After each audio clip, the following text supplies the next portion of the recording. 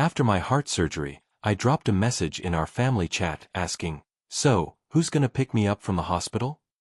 My son shot back, "Just call a cab, I'm in the middle of watching TV." Before we go any further, if my story has found you, hit subscribe, and tell me in the comments where you're listening from. I want to see just how far my words can travel. My wife chimed in too, saying, "Why don't you just stay there another month? It's actually really nice without you around." But later that night, when they saw me appear on the news, their 67 missed calls went unanswered. What I had done had changed everything. The pain struck me like a bolt of lightning, ripping right through my chest. I gasped, my eyes snapping open to blinding white light that made my head throb. Where even was I? The whole room tilted and spun. Sterile white walls, monitors beeping steadily, plastic tubes winding out of my arms. I tried to push myself up, but my body screamed in protest. Something was terribly wrong. My chest felt like someone had split it wide open with a crowbar. Even through the thin hospital gown, I could feel the heavy layers of bandages wrapped tightly around my torso. "Mr. Miller, you're awake." A woman in a lab coat appeared at my side, her eyes kind behind a pair of wire-framed glasses. "I'm Dr. Morgan, your cardiologist. How are you feeling?" My voice came out cracked and thin, like sandpaper against my throat. Like I got hit by a truck. What happened to me? She checked the monitor next to my bed, her calm expression steady even though the numbers meant nothing to me. "You had emergency heart surgery 2 days ago," she explained. "A triple bypass.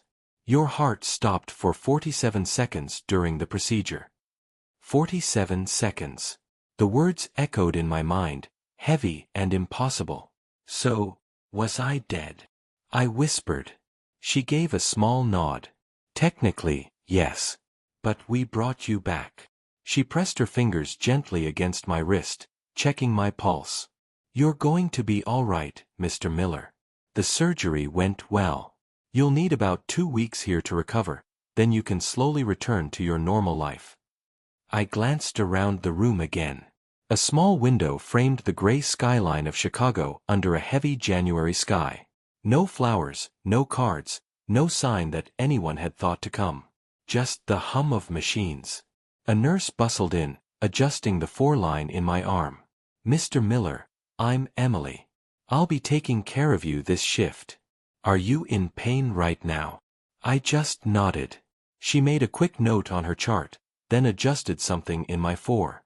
Within minutes, the sharp edges of pain dulled, melting into something bearable.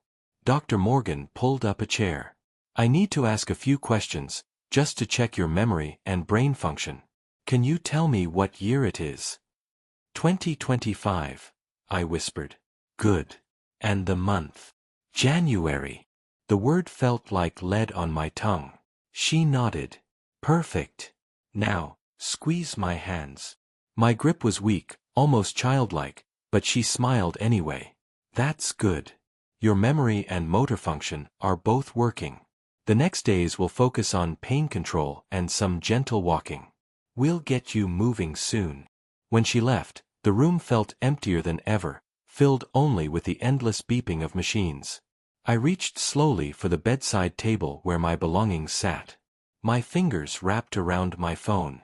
The screen lit up with endless notifications, news alerts, junk emails, pharmacy reminders. I scrolled past them all, searching for something else. Messages from family. Missed calls from Lisa or Brian. But there was nothing. The family chat was still frozen at a message from 3 weeks ago. Lisa complaining about the grocery store being out of her favorite yogurt. Before that, Brian asking if I could spot him some cash for car repairs. Not one single message about my surgery. Not even a quick call to ask how I was doing. I set the phone down, my hands trembling, and stared at the ceiling tiles. 47 seconds of being gone, and nobody had even noticed. No messages. No calls. Nothing. I closed my eyes and let the silence press in, the sharp hospital smell pulling memories I'd tried to bury. It started back in the summer of 2020. I was in the backyard of our house in Indianapolis, planting tomatoes in the heat. When it hit me, that crushing tightness wrapping around my ribs. I gripped the fence until it passed, convincing myself it was just the Midwest summer heat.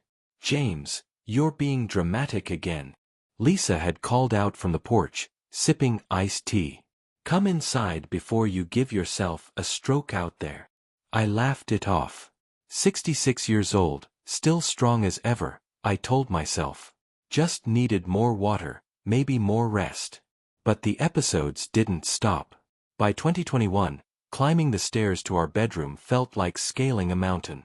I'd stop halfway, gripping the railing, my heart slamming against my chest as if it were trying to break free. Lisa would already be in bed watching her evening shows. "You're just getting old," she'd mutter, eyes still glued to the screen. "Maybe cool it with those weekend projects." I never told her about the metallic taste that filled my mouth when the episodes got bad, or how the whole world tilted sideways if I stood up too fast. She had her book clubs, her charity meetings, her own life. And Brian. He was even less helpful. The one time I mentioned how drained I felt all the time, he just shrugged from the couch in our living room. "Maybe you should see a doctor, Dad." "Actually, wait. No, that costs too much. Try some vitamins instead." That was Brian's advice. 28 years old, still living in our basement, but worried my medical bills might eat into his future inheritance. The first real attack happened on a Tuesday morning in March of 2023, right in our kitchen. I was scooping coffee grounds when the pain slammed into my chest like a hammer. My hand shot out for the counter, the canister tipping, dark grounds scattering across the floor as I slid down onto the cold linoleum. "Lisa!" I croaked, though my voice barely reached past the doorway. She didn't find me until 10 minutes later, still crumpled on the floor, my breath coming in short, desperate gasps. "Oh, James, did you fall again?" she asked, pulling me into a chair. But her mind was already elsewhere. "I've got a hair appointment in an hour. You think you can drive yourself to the doctor?" So I did. I drove myself to the emergency room. The young doctor who examined me had steady hands and worried eyes. "Mr. Miller, you've had a minor heart attack. We'll need to run some more tests." The results confirmed what I had feared for years but refused to admit. All those episodes, all that chest pain, it wasn't stress, it wasn't age. My arteries were clogging, closing up like old rusted pipes. Back in November, Dr. Stevens had been blunt. "Without surgery, you have maybe 6 months. With a triple bypass, you could have 10 good years ahead." 10 years. I'd driven home in my beat-up Chevy truck, hands shaking on the steering wheel, wondering if those years would even be worth it, spent with people who hardly noticed when I was slipping away. The creak of my hospital room door snapped me back to the present. Nurse Emily stepped in, her warm smile lighting up the space. "How are you feeling today, Mr. Miller? Need anything for pain?" She caught the way I stared at my phone, screen blank, still showing nothing from my family. Her expression softened. "Surgery gives folks a lot of time to think. Sometimes that's good. Sometimes, not so much." When she left, I kept staring at the family group chat. 2 weeks since the surgery. 2 weeks of silence. But maybe they didn't know? Maybe the hospital had failed to call? Maybe, just maybe, 45 years of marriage and raising a son still counted for something. January 29th dawned crisp and bright through my hospital window. Freedom Day. I packed the few belongings into an old sports bag Lisa had given me years ago for fishing trips. My reading glasses, the paperback I never got far into, pajamas that still smelled faintly of home. My chest felt stronger now, just a dull ache tugging at the stitches. Dr. Morgan had signed my discharge papers with a smile. "You're lucky to be alive, Mr. Miller. Make the most of this second chance." I checked my phone for the 20th time that morning. Still nothing. No calls. No messages. Not from Lisa, not from Brian. Maybe they thought I was too weak for visitors. Maybe they were planning some kind of surprise. After all, I'd always been the one to handle emergencies, driving Lisa to her appendectomy, rushing Brian to the ER when he broke his arm falling off his bike. Maybe they just didn't know how to cope when it was me lying in the hospital bed. I typed into the family chat, "Hi everyone, I'm being discharged today and feeling much better. Can't wait to see you. Delete. Too needy. Another try. Hospital's releasing me today. Looking forward to coming home. Delete. Still too much. Third attempt. Doctor says I can come home today. Would love to see everyone." My finger hovered, then pressed send. The reply came faster than I expected. Brian's name popped up first. "Call a cab. I'm watching TV." I stared at the message, reading it over and over. 47 seconds of being gone, 2 weeks in ICU, and my son couldn't even press pause on his show. But Lisa would be different. She'd want to bring me home. 45 years of marriage had to mean something. Her message appeared beneath his, "Stay another month in the hospital. It's so good without you." The phone slipped from my hand onto the stiff white blanket. The words burned like neon, glowing with a truth I'd tried to deny. Stay another month. So good without you. I sank onto the edge of the bed, the old sports bag sliding down to the floor. Sunlight spilled across the room, but it felt sharp, mocking. My chest ached, not from surgery this time, but from something deeper, untouchable by any scalpel. Nurse Emily appeared in the doorway with her clipboard. She took one look at me and shut the door gently behind her. "Mr. Miller, you look pale. Chest pain again." I shook my head, unable to speak. She picked up my phone from the bed, glanced at the glowing screen, and her expression shifted, professional concern melting into quiet sadness. "I'm sorry," Emily said softly. "Family can be complicated." Complicated. That was one word for it. Another was betrayal. 45 years of my life given to people who saw me as nothing but a paycheck and a chauffeur. People who preferred my absence over my presence. I glanced down at the discharge papers spread across the bed, lists of medications, follow-up appointments, rules about lifting, and instructions for my so-called new life. But staring at Lisa's message glowing on my phone screen, those papers didn't feel like instructions anymore. They looked like freedom. Not a second chance at life, but proof that I'd been a fool for nearly half a century. I walked out of St. Mary's Hospital on shaky legs, each step reminding me I'd almost died and no one cared. The taxi driver was an older Hispanic man, his eyes kind in the rearview mirror. "Rough day at the hospital, my friend?" he asked. "Rough 45 years. I muttered before I could stop myself. He gave me a quick glance. "Surgery." I nodded, leaning back into the cracked vinyl seat, the papers crinkling in my lap. Suddenly, I was remembering another time my hands had shaken over important papers. 1982. Brian was just a baby. I was 25, dreaming bigger than our tiny apartment. I'd saved for 2 years to buy a Harley Davidson, and God, it made me feel alive every time the engine roared. But babies don't need Harleys, they need cribs. "The bike has to go," Lisa had said, bouncing Brian on her hip. "We need the money for furniture." I'd polished the chrome one last time before sticking a for sale sign on it. $3,000 for freedom, traded away for responsibility.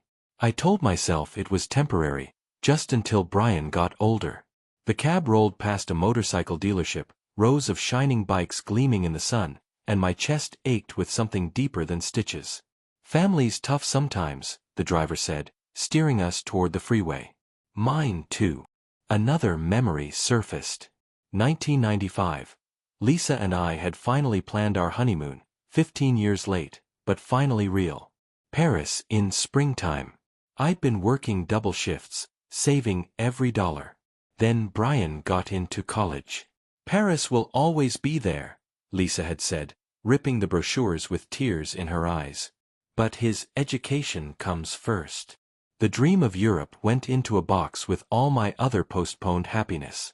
We were in the downtown stretch now, glass towers glinting under a gray January sky. I remembered driving the same route in 2003, dead tired from double shifts, while Lisa sat at home glued to soap operas. "When do I get to rest?" I'd asked once, sinking into my recliner after 16 hours at the plant. When Brian graduates and gets a good job, she'd promised. Then we'll have time for us. But Brian graduated, and then he needed help with rent. Then money for a car. Then seed money for his graphic design business that folded in 4 months. That one still stung the worst. 2010. Signing papers, putting the house up as collateral, while Brian sketched grand business plans on napkins. This is it, Dad. Our ticket. 6 months and I'll pay it all back, plus interest. The business went under in 4. I spent 3 more years paying off his debt. The taxi turned onto the familiar streets of Indianapolis. We passed the elementary school where I'd coached Brian's little league team while shelving my own dreams. The park where I'd pushed Lisa on the swings back when she looked at me like her hero, not her ATM. You got people waiting to pick you up? The driver asked as we neared my neighborhood. My phone screen flashed in my mind. Call a taxi. Stay another month. It's so good without you. No, I said quietly. I think I'm done being picked up. And then there it was. The house. White siding, green shutters, the lawn I'd mowed every Saturday for 20 years. It should have felt like home. Instead, it looked like a monument to my stupidity. I paid the driver and stood on the sidewalk, staring at 45 years of mortgage payments and sweat. Also, Lisa could host book club meetings and Brian could have his gaming setup. The cab pulled away, leaving me with nothing but silence and a house that now looked more like evidence than shelter. The key turned easily in the lock, the familiar click echoing in the dark hallway. But as I stepped inside, it felt like someone else's life. The air was stale, heavy. I flipped on the light, and the first thing I saw was neglect. Mail piled on the little entryway table, unopened bills spilling onto the floor. Lisa's shoes kicked off by the door, Brian's muddy sneakers dumped beside them. No one had picked up after themselves in weeks. The living room was worse. Brian's gaming setup had exploded across the space like a teenager's cave. Energy drink cans formed a pyramid on the coffee table that I had built with my own hands. Pizza boxes were stacked beside my recliner, the one I'd bought with overtime pay 15 years ago. They'd been throwing parties while I was gone. I moved slowly through the evidence, each piece of trash whispering the same truth. My absence hadn't brought grief. It had brought celebration. The kitchen told the same story. Dishes overflowed in the sink, takeout containers jammed the trash. The fridge was stocked with expensive wine and fancy ice cream, luxuries they'd splurged on while I was clinging to life. But my study, that was the final insult. They'd turned it into a dumping ground. Lisa's craft boxes smothered my desk, Brian's old computer parts buried my bookcases. Dust covered the family photos I had once arranged with care. 47 seconds I'd been gone, 47, and they'd used my personal space like a closet. I dropped heavily into the only chair they hadn't covered. My mind went to the safe in the corner. The combination was still etched in memory. Brian's birthday. Fitting. The lock gave its familiar whisper, and there it was. My will, tucked inside a blue folder. I pulled it out, steady now, and read the words I'd once written so carefully. To my beloved wife, Lisa Miller, the house and all personal property. To my son, Brian Miller, all financial assets, including retirement accounts, to be divided equally upon my death. Beloved wife. I laughed bitterly, the sound hollow in the dusty room. The same woman who had texted me to stay in the hospital longer because life was better without me. My son, the 38-year-old who couldn't be bothered to hit pause on his television to bring home his dying father. I turned toward the shelves, my eyes falling on those photos. A young couple on their wedding day, smiling like the future was wide open. Baby pictures of Brian, tiny hands reaching for the camera. Vacation shots, me smiling through everyone, while silently counting the cost. Provider. Protector. Fool. I opened my phone and typed, Estate Attorneys Indianapolis. The screen filled with firm names and numbers. People who understood that wills could change. That inheritance was not a right. At the top was Jonathan Hale and Associates, specialists in estate planning and charitable trusts. Perfect. I looked once more at the cluttered study, the dust, the disrespect layered over everything I had built. Then I looked down at the will in my lap. Tomorrow, I'd call Hale. Tomorrow, I'd finally undo the biggest mistake of my life. Tonight, I'd plan how to give my family exactly what they had earned. Nothing. A week later, the elevator carried me upward, floor after floor ticking past. 15 stories above downtown Indianapolis, Jonathan Hale waited, the man with the power to rewrite my family's future. 7 days I'd spent gathering documents, researching charities. I'd found the American Heart Foundation online, an organization that provided support to families during cardiac crises, people who valued life the way mine never had. The elevator doors slid open onto a hallway of brass and mahogany. Hale and Associates gleamed in gold across frosted glass. "Mr. Miller?" The receptionist greeted with a practiced smile. "Mr. Hale is ready for you." Jonathan Hale's office soared above the city through floor-to-ceiling windows. Law books lined the shelves, degrees from universities I'd never dreamed of framed in dark wood. He was younger than I expected, maybe mid-50s, with silver hair and sharp, intelligent eyes. "Please sit," he said, gesturing to the leather chair across from his desk. "I understand you'd like to make significant changes to your estate plan." I lowered myself into the chair, my folder of documents balanced on my knees. "Yes. I want to leave everything to charity. Nothing to my family." His eyebrows rose slightly. "That's quite a shift. May I ask what brought you to this decision?" So I told him about the surgery, the 47 seconds of death, the silence that followed, the homecoming that proved my absence was a gift to them. Hale listened without interruption, jotting notes on a yellow legal pad. "Mr. Miller, forgive me for asking, but are you making this decision in anger? After a medical crisis, it's not uncommon to." "I've had a week to think about it." I opened my folder and slid papers across the desk, printed emails, bank statements, hospital records. "This isn't anger. This is clarity." He reviewed them carefully, nodding. "You've been thorough. The American Heart Foundation is an excellent choice. They provide housing, fund research, and support recovery programs. Real impact. People who actually value life," I said quietly. "Unlike my family. We could structure this as a charitable remainder trust," he suggested. "You'd retain use of your home, receive monthly income, and upon your death, everything would transfer to the foundation." "Perfect," I said. I could live comfortably, knowing Lisa and Brian would inherit exactly what they'd earned, nothing. "And your wife and son?" he asked gently. "Even a small amount might." "No," the word came sharper than I meant. "They're adults. It's past time they learned to stand on their own." Hale studied me for a long, careful moment, then nodded. "Very well. This will take about an hour to draft properly." "Are you sure this is the path you want to take?" Hale asked. I thought about Brian's message, "Call a taxi. I'm watching TV." I thought about Lisa's words, "Stay another month. It's so good without you." "I've never been more certain of anything," I told him. The next hour disappeared in a blur of legal phrases and paperwork. Hale's secretary brought in 2 paralegals to serve as witnesses, strangers watching as I signed away my family's future. "This document revokes all previous wills and codicils," Hale explained as he slid the pages in front of me. "Upon your death, your home and all assets transfer to the American Heart Foundation. You retain lifetime residence rights, along with a modest monthly stipend." I read every line twice. No mention of Lisa. No provision for Brian. Just clear legal language that erased 45 years of sacrifice with black ink on white paper. The signing itself was startlingly simple.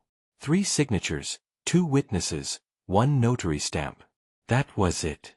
45 years of carrying an ungrateful family, undone in a matter of minutes. "I'll contact the foundation this week," Hale said, handing me certified copies.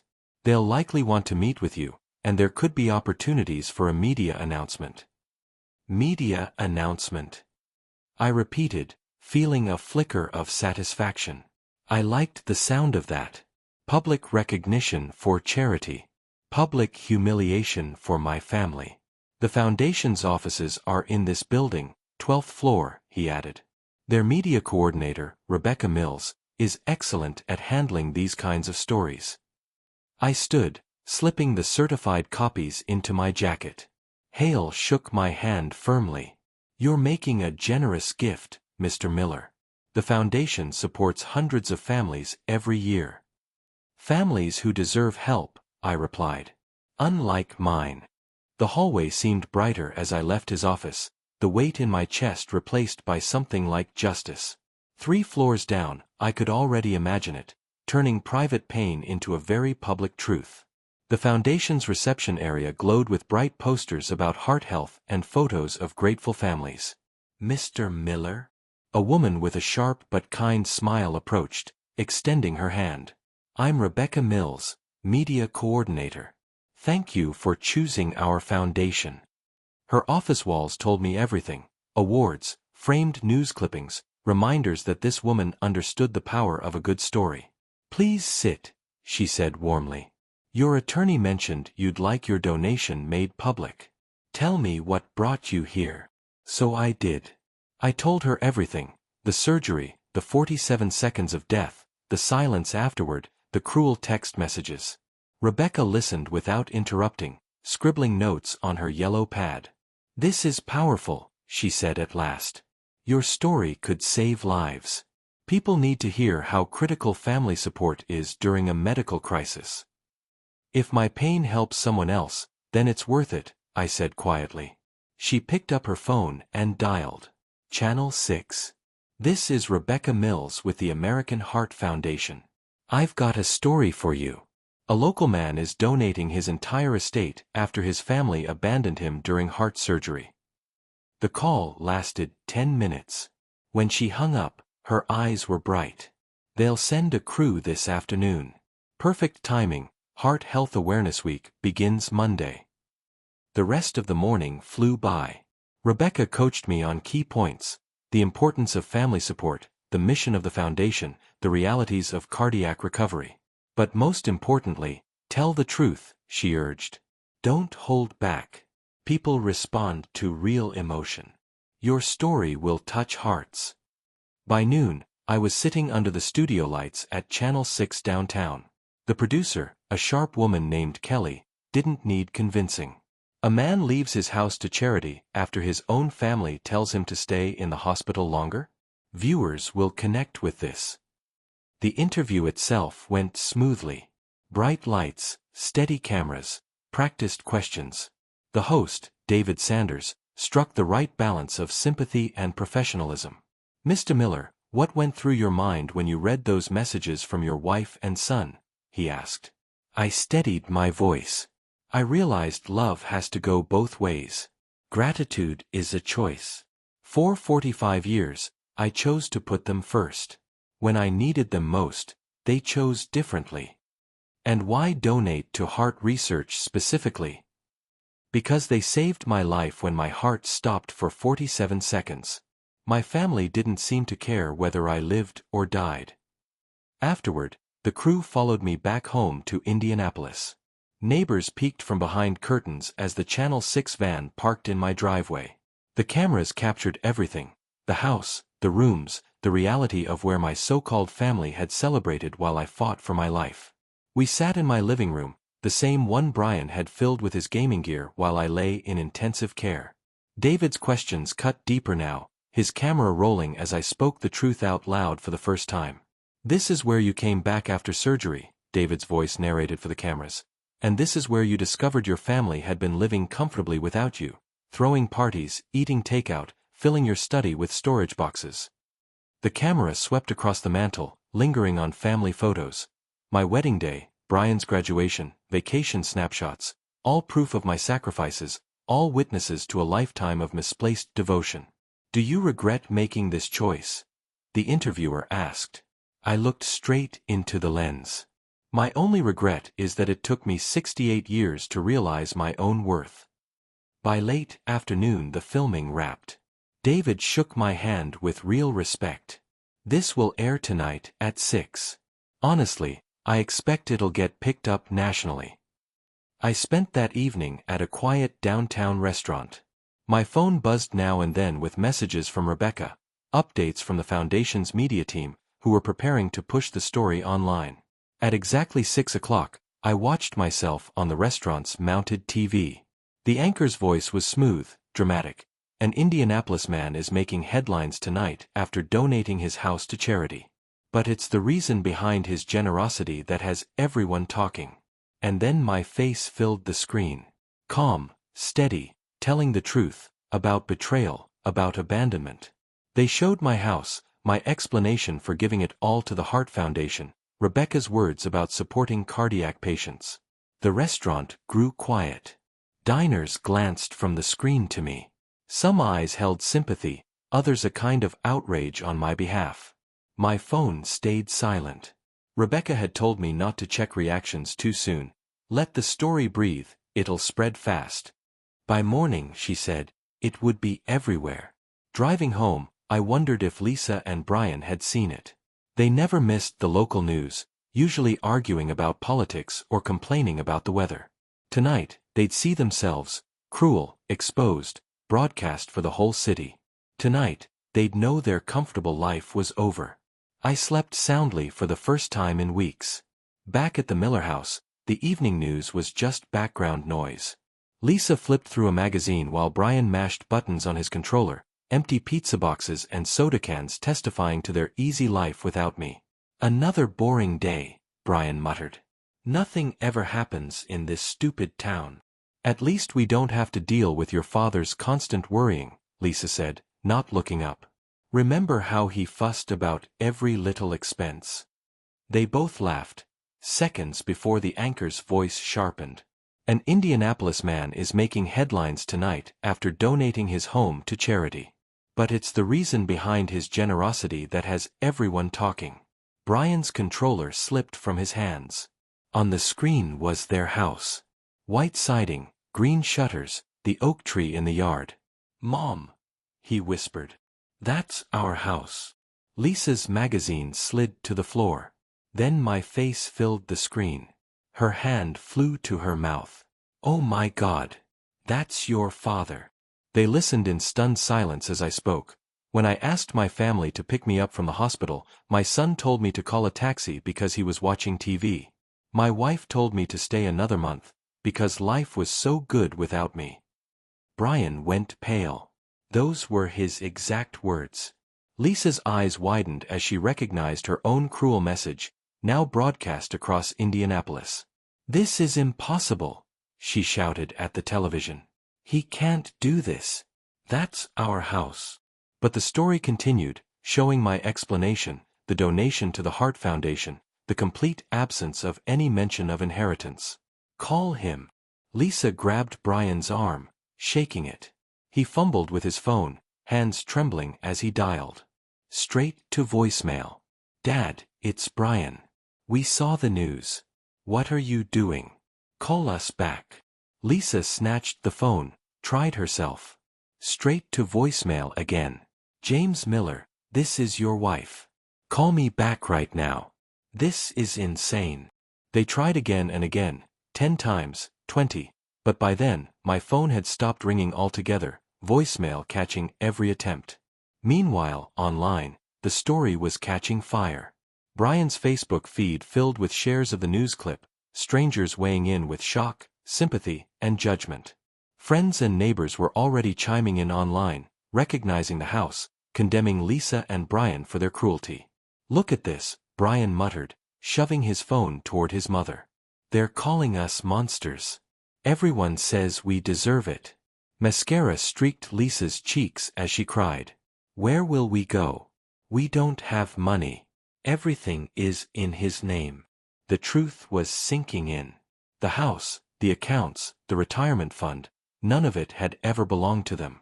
They'd lived so comfortably off my back for so long, they'd forgotten it was all mine.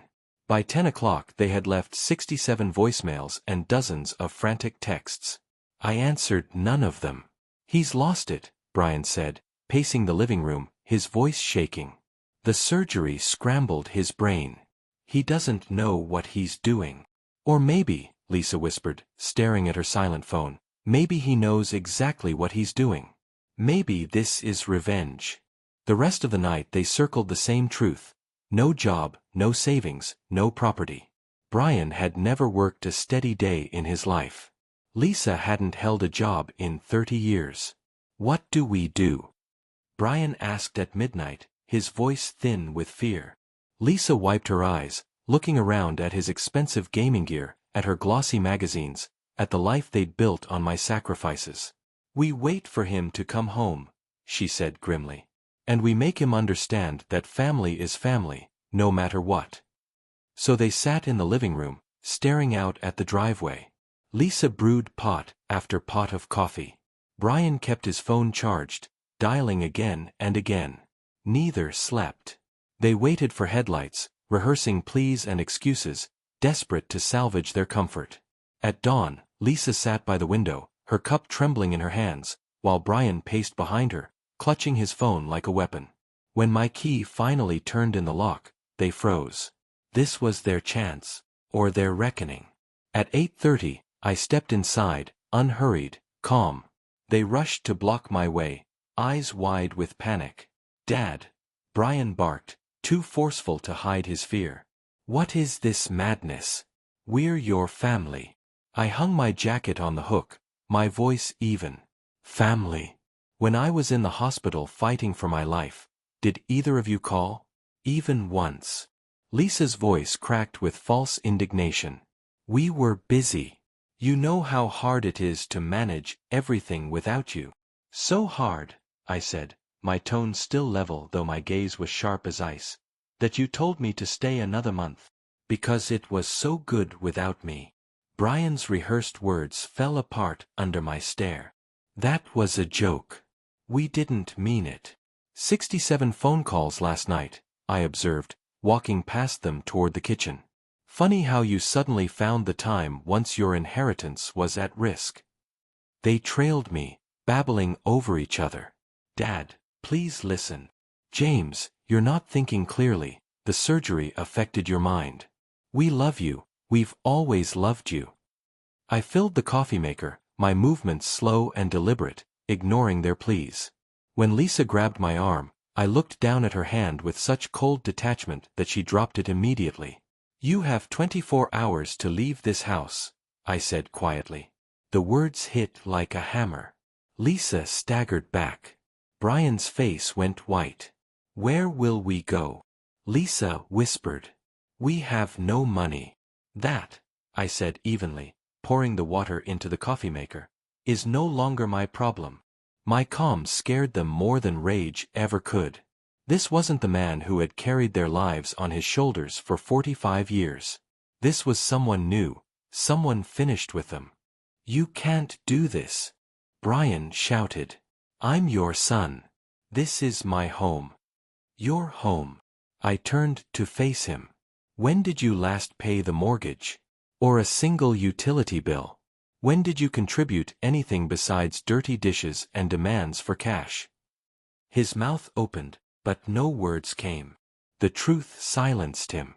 Lisa tried a different angle, tears streaking down her face.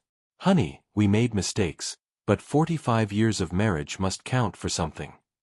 "It did count," I said, pouring the coffee. "It counted for everything, until you showed me exactly how little I mattered." "We can change," Lisa pleaded, desperation leaking from every word. "Now we'll be different. We'll appreciate you." "For how long?" I asked. "Until the next time you want something? Until I'm too old and sick to be useful." I shook my head. "I'm 68 years old. I don't have time left to wait for you to become decent people." I sat at the table with my coffee, opened the morning paper as if they weren't standing there. "The foundation takes possession next month," I said without looking up. "You have until then to find somewhere else to live." Brian slammed his hand on the table. This is our house too. Check the deed, I replied calmly. Check the bank accounts. Check any legal document you like. Everything is in my name, because I earned it, while you lived off my labor. The morning sunlight spilled through the kitchen window, spotlighting their helplessness. For 45 years, they had believed I would always provide, always forgive, always be there. They'd been wrong. Lisa collapsed into a chair, her body folding under the weight of reality. Brian stood frozen, watching his inheritance vanish with every word I spoke. When I come back from my walk, I said, slipping into my coat, I expect to see boxes packed. I checked my watch. 9 o'clock sharp. Dad, wait. Brian began. 23 hours, 58 minutes. I cut him off, walking out. The door clicked shut behind me, leaving them with the wreckage of their assumptions. Outside, I walked the streets I'd called home for 2 decades. Each step felt lighter, freer. Through the kitchen window, I saw them still sitting in stunned silence. Justice, I realized, was unexpectedly peaceful. When I returned from my walk, cardboard boxes were already stacked by the door. They believed me. Through the window, Lisa was wrapping dishes in newspaper, frantic and tear-streaked, while Brian carried his gaming setup to the car in multiple trips. I settled into the rocking chair on the porch with my coffee, newspaper in hand, perfectly positioned to watch their chaos. The air was crisp, the sky clear. A flawless day for new beginnings. Dad, this is your last chance, Brian called, struggling with a heavy monitor.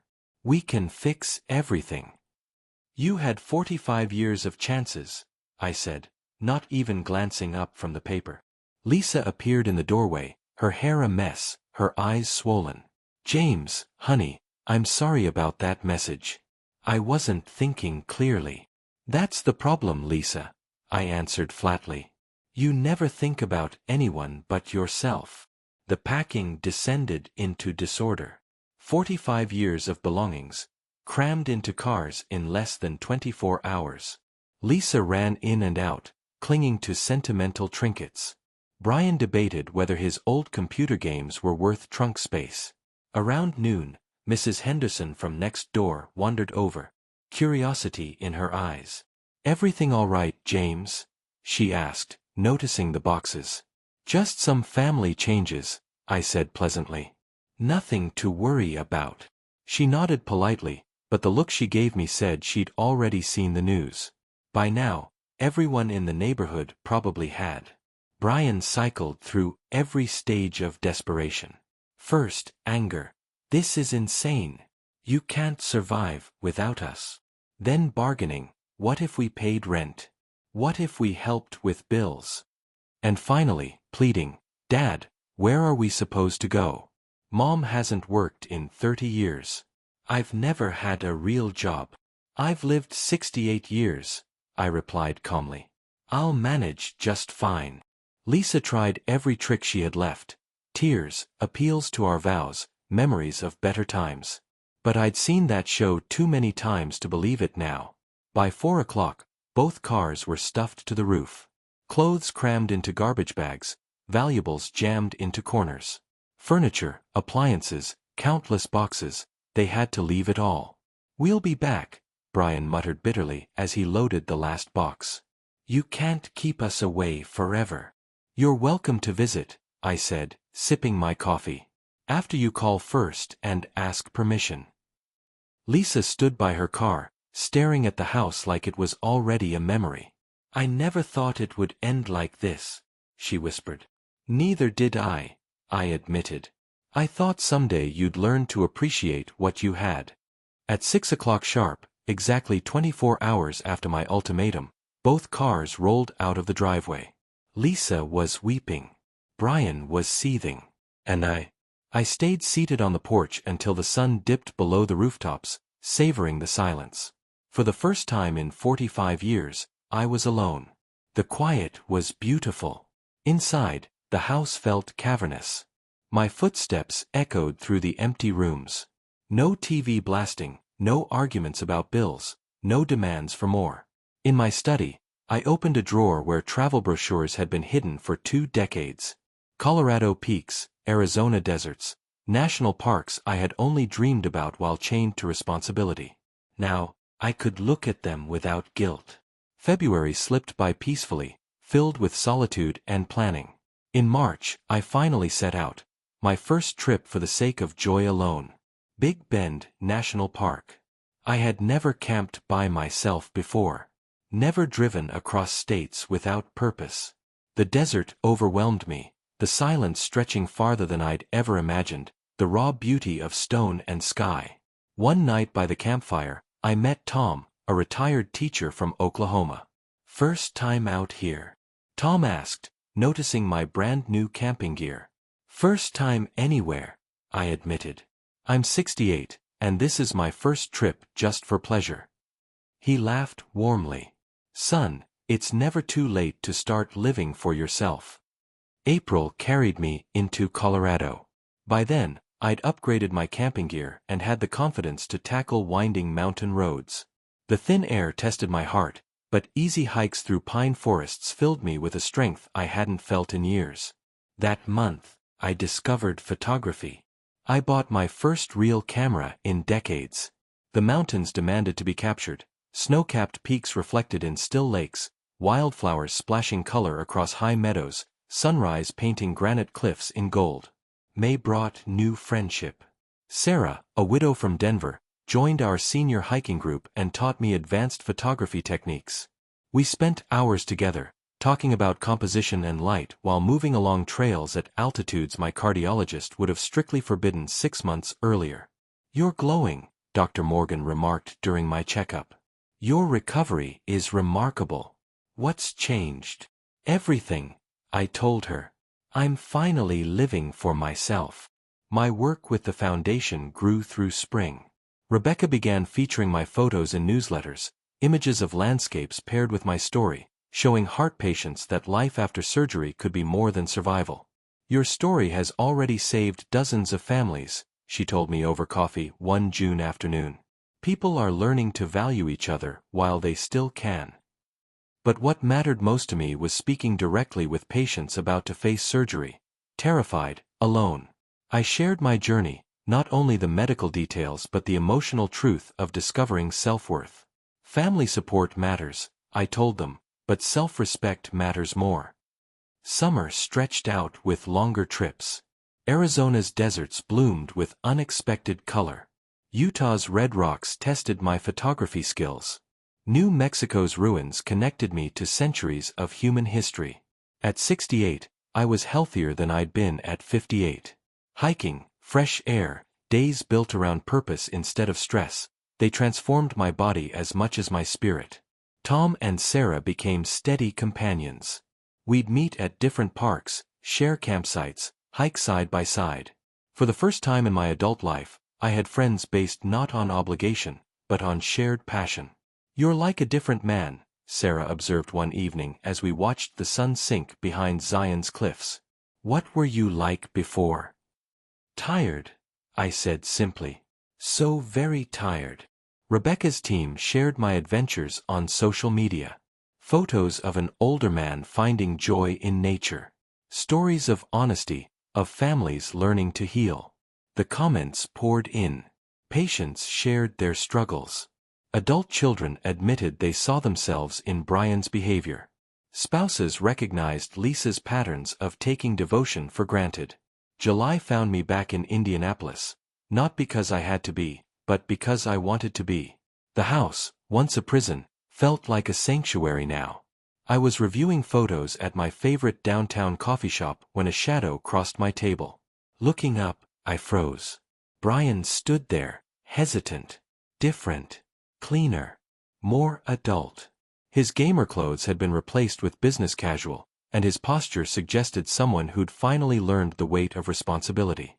"Dad," he said quietly, "can I sit down for a minute?" I gestured to the chair across from me, curious. 6 months had passed since the eviction. He looked older, 5 years older, in the best way. "You look good," he said as he settled in. "Healthy, strong. Travel agrees with you." I closed my photo album but didn't put it away. "How are you, Brian?" Different, he admitted, pausing as if to weigh every word. I found a job.